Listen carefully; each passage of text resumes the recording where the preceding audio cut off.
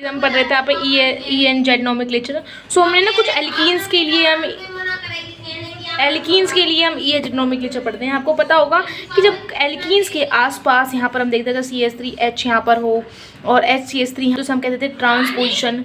अगर एक साइड ही आपके सब्सटेंस है तो हम सिस पोजिशन। ये जब है जब आपके क्या है सब्सटेंस सेम टाइप के सब्सटेंस अटैच हो। मैंने कह दिया ये हो गया आपका क्या CH3 एंड हाइड्रोजन, ठीक है। ऐसी पोजीशंस को कहते हैं ट्रांस, इसको कहते हैं सिस। जब आपके सेम मॉलिक्यूल एक साइड है तो सिस पोजीशन, अगर डिफरेंट साइड है तो अल्टर फॉर्म पर है तो ट्रांस पोजीशन हो जाएंगी।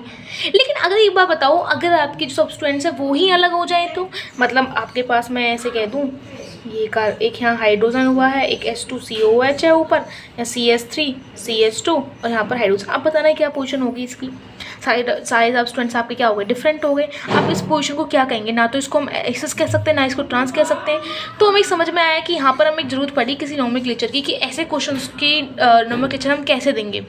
भाई सिंपल सी बात है, फॉर डिफरेंट सब्सटेंस अगर एल्कीन पर अटैच हो तो हम उसे कैसे देते हैं, तो वो कहेंगे हम उसके ऐसे जो आपके क्वेश्चंस आते हैं उनको हम डील करते हैं ई जेड नोमेनक्लेचर से।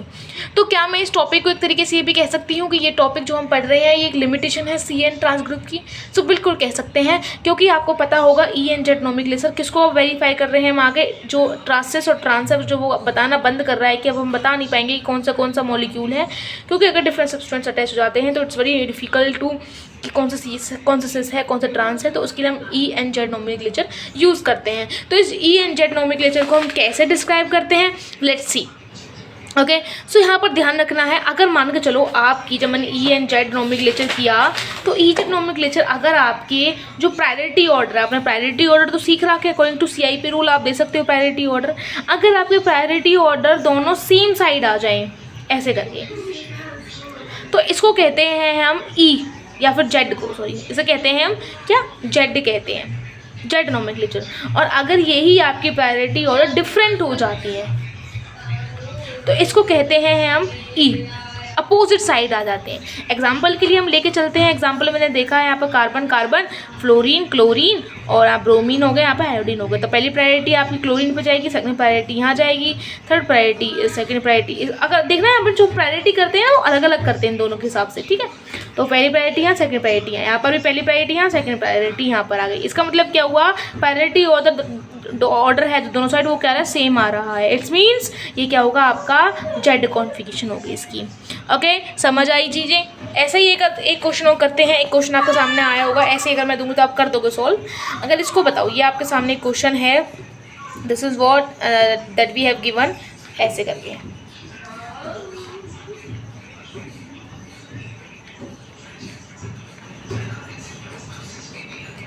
This is what given. अब मुझे क्या बताना, एक तो एल्कीन आपके पास ये है, एक बी एल्कीन सी एल्कीन, 3 एल्कीन है। तीनों एल्कीन का प्रायोरिटी ऑर्डर बताओ यहाँ पर, ठीक है। तो आप देखोगे ये क्या आपका कार्बन है, ये भी कार्बन, ये भी कार्बन, ये भी carbon, this is all are the carbon है, ठीक है। लेकिन यहाँ बात करूँ तो यहाँ पर क्या होगा, डिफरेंट आपका हाइड्रोजन जुड़ा होगा। यहाँ पर क्या है, नीचे कार्बन आ गया, ऊपर हाइड्रोजन हो गया। इसका मतलब अगर हाँ इन दोनों में प्रायोरिटी यहाँ जाएगी, इन दोनों में तुमको प्रायोरिटी नीचे, मतलब दोनों ही आपके क्या है, नीचे है। और मतलब दोनों जो आपके प्रायोरिटी ऑर्डर है, इस वाले का हाईएस्ट, उस वाले का, ये दोनों सेम साइड है और लोअर सेम साइड है। इसका मतलब क्या होगा, ये आपकी कैसी कॉन्फ़िगरेशन होगी, आपकी होगी ये आपकी जेड कॉन्फ़िगरेशन होगी ए वाले के लिए। इसकी बात करूँ यहाँ पर भी नीचे है दोनों के लिए, है ना। प्रायोरिटी को यहाँ पर कार्बन, दोनों साइड के अलग साइड जीरो क्या होंगे, हाइड्रोजन होंगे, और यहाँ पर भी आपका हाइड्रोजन होगा। इसका मतलब क्या हुआ, जो आपकी प्रायोरिटी है वो क्या है, आपकी सेम साइड्स हैं। तो इसका मतलब इसकी कॉन्फ़िगरेशन क्या होगी, आपकी जेड कॉन्फ़िगरेशन मानी जाएगी बी वाले के लिए। सी की बात करूँ तो सी पे आपका क्या हो गई, अल्टर फॉर्म आ गई, है ना। ऐसे देख रहे हो ना आप, अल्टर फॉर्म आ गया। सी एक यहाँ पर है, सी यहाँ पर हाइड्रोजन है, यहाँ पर हाइड्रोजन। इसका मतलब इसकी क्या होगी कॉन्फ़िगरेशन, ई कॉन्फ़िगरेशन होगी, ठीक है। समझ आया। एक क्वेश्चन और करके देखते हैं। एक क्वेश्चन आपको सामने होगा, ये रहा, दिस इज यहाँ से देख लो ना, देखो ये क्वेश्चन देखते हैं हम पहले, ये वाला। तो यहाँ पर देखो कि एल्कीन के लिए बात करूँ तो यहाँ पर अपोजिट आ गए, दोनों कार्बन, तो इसका मतलब इसकी कॉन्फ़िगरेशन क्या होगी, ये वाले की ई हो जाएगी। यहाँ देखते हैं उस वाले एल्कीन के लिए, तो ये क्या है, दोनों ही आपकी क्या है, एक सेम साइड पर आ रही है प्रायोरिटी, तो इसका मतलब क्या होगा, ये आपकी कॉन्फ़िगरेशन जेड होगी। यहाँ देखती हूँ इस वाले एल्कीन की, तो यहाँ पर भी क्या है, सेम साइड हो, तो आपकी क्या होगी, इसकी भी जेड होगी। ठीक है, यहाँ देखते हैं इस क्वेश्चन के अंदर, तो एक एल्कीन, दो एल्कीन, तीन एल्कीन, चार एल्कीन। तो इस एल्कीन के लिए बात करूँ तो एक हाइड्रोजन ऐसे है, कार्बन ऐसे है, तो यहाँ पर सेम मॉलिक्यूल ही आ रहा है। सेम मॉलिक्यूल मतलब ये आपका कार्बन अटैच होगा, यहाँ हाइड्रोजन, यहाँ भी हाइड्रोजन, यहाँ हाइड्रोजन होगा, ये आपका कार्बन होगा। ठीक है, तो यहाँ पर आपके सेम मॉलिक्यूल आते हैं।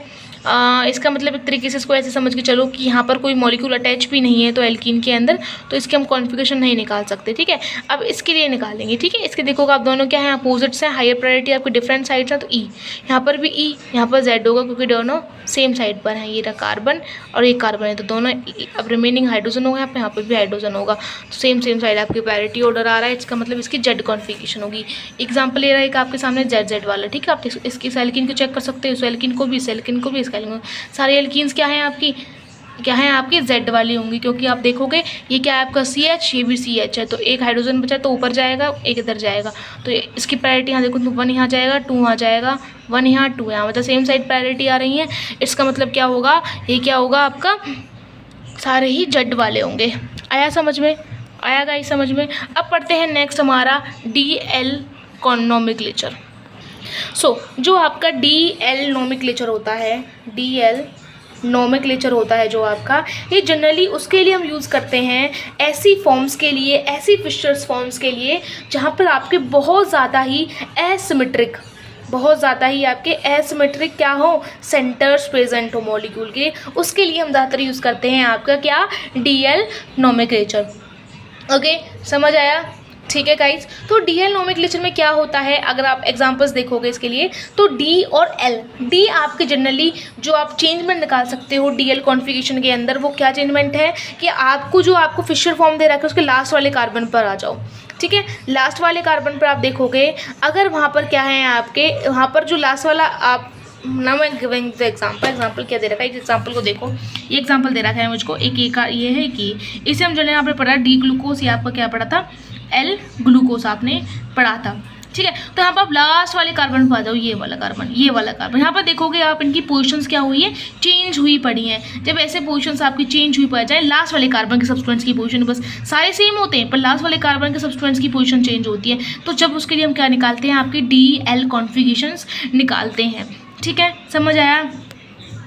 ठीक है, तो यहाँ पर क्या होगा आपका, अगर आपका OH आपका राइट साइड होगा, ठीक है, तो वो क्या होगा, उसकी डिफरेंट प्रॉपर्टी होगी। लास्ट वाले कार्बन में OH अगर लेफ्ट साइड, तो उसकी डिफरेंट प्रॉपर्टी। अगर राइट साइड और D ग्लूकोज की लेफ्ट साइड हो तो L ग्लूकोज कहते हैं। एग्जाम्पल ग्लूकोज का आपने पढ़ लिया होगा। कुछ एग्जाम्पल्स मुझे दे रखे हैं यहाँ पर। एग्जाम्पल्स कैसे दिए हुए हैं यहाँ पर, देखो यहाँ पर एक ये है आपके सामने किए हैं। ठीक है, यहाँ पर देखूंगी OH यहाँ पर क्या है आपका राइट में है, तो D ग्लिसरॉल्डिहाइड राइट में है, यहाँ पर लेफ्ट में यहाँ पर तो L।